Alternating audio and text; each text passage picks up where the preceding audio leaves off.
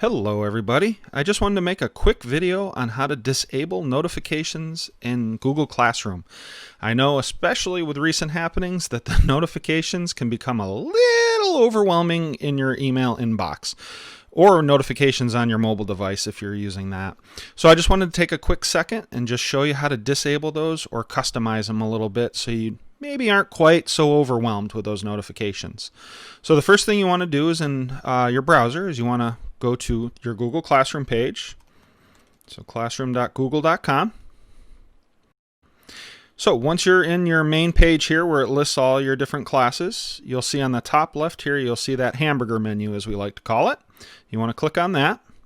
And then down here at the bottom left, you'll see where it says settings. Click on that. And then from here, you can actually change all your notification settings.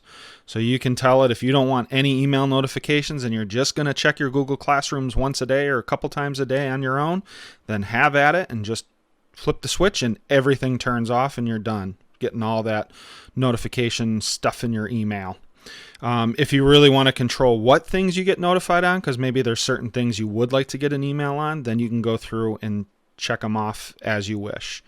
And you can also go through and disable by class. So if there's just one or two classes you really want to see your notifications for, you can disable or enable those by class also. So just as soon as you make the slider change, it will immediately take effect. You don't have to hit save or do any of that stuff. So if you want to free up your inbox a little bit, this is how you disable notifications in Google Classroom.